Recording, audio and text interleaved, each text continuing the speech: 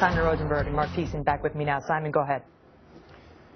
I think the point here is that the idea that when there's competing intelligence, when the actual lead guy on the ground is assassinated, that the idea that Susan Rice lied, I mean, we don't really know what happened. You guys are basing everything you're talking about today based on one report by a right-wing ideologue, and somehow that's more true than more true, more true, Let me correct you on that, sir. No, Simon, let's play fair with one another, because Bret Baier confirmed this with 2 intelligence sources himself today and broke the news on Fox News Channel. This is not just a Daily Beast, and that's, by the way, that's not a right-leaning publication, but the guy. Okay, but so he is. But Bret Baier confirmed this. Who covered the Pentagon for years.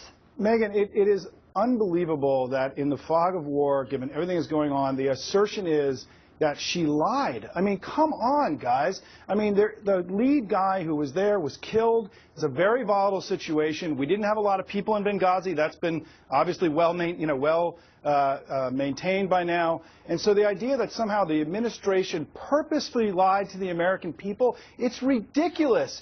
We've now know what's happened. They've said that this was a terrorist attack. They understand what's gone on. They have the FBI on the ground. 2 of the militias have been disbanded already. There's tremendous progress being made. Give them time out and do what's right. I think that's the respectful thing to do here. Mark, you know, the administration was very quick to come out and say that Mitt Romney spoke too soon on this, and actually the campaign spokesperson for Obama came out and said he shoots first and aims later, which was picking up on his boss's remarks. When it comes to this issue of what happened in Libya, is it not a fair question to ask whether that is what this administration did in sending Susan Rice out there to tell us all that this was about a video when they had other information? I mean, Kirsten Powers was on our show yesterday saying this was either gross incompetence or this was a deliberate attempt to mislead.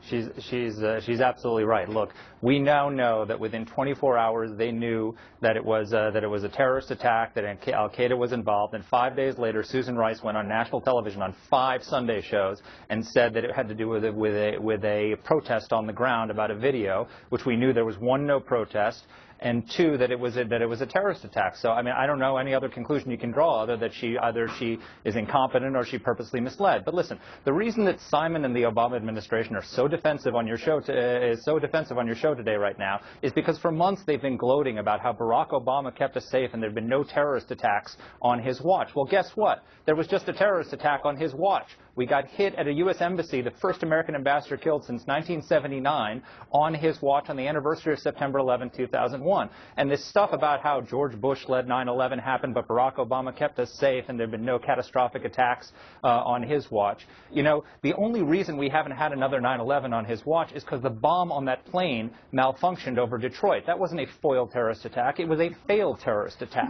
The bomb malfunctioned. They got through our defenses.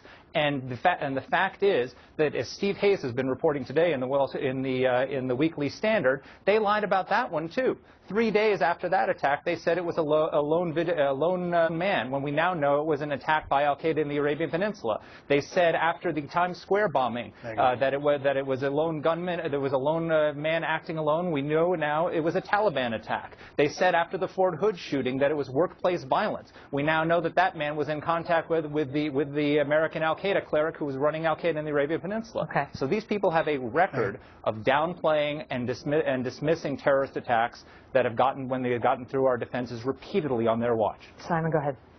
All I'll say is that if you look at where we are today from when the president came into office almost 4 years ago, we've seen more movement towards democracy and freedom in the Middle East during his watch than we saw in 5,000 years of Arab and Middle Eastern history. We just today signed a massive free trade agreement with the Gulf nations to bring more trade, more commerce, more investment to the region to hopefully help stabilize the region over time. We know that Al-Qaeda is severely weakened. It's not gone. Mark, you and I agree on this, right? There's still threats there, severely weakened. Bin Laden is no longer there. And we've also seen, we are seeing significant movement in the region towards working in a more cooperative way with the United States to isolate and contain Iran. The Iranian threat is real. It's something we've got to take seriously. But you're off point There's now. an unprecedented level of cooperation right now to contain Iran. You're off I'm point not off point. The point is that the efforts in the Middle East have been successful. The efforts in the Middle East of this administration have been successful. But we're trying to get to the bottom of why we were given bad I've already information. answered that, Megyn. I've already answered that in this Q&A. You just said she wasn't lying. That's what you said. She wasn't lying. Yeah, she wasn't lying. Why? Susan Rice didn't go out there on her own. She didn't think to herself, I want to go out and tell the American people that this was a spontaneous act that was a result from protests. Ambassador Bolton told us that the other day. When you are the UN ambassador, you do what the boss tells you. So somebody told her to do that. And the question is, did that person know about these intelligence reports that officially were declaring this act and not the result of a spontaneous protest? Go ahead, Mark. You could absolutely, Jay Carney, maybe give him a pass. He's not in the intelligence loop. But Susan Rice, the ambassador, they chose this person to be the spokesman on national security. You think she wasn't briefed about the true intelligence that they knew about this thing? They put her on 5 Sunday shows. No. You're sure that she knew We're still left what with the more questions was. than answers. Listen, I appreciate both of you guys being here. Simon, Mark, thank you both so much. Thanks, Don't go away. And yeah, who's coming? This program is brought to you by Polaris. See the hardest working, smoothest off-road vehicle now at your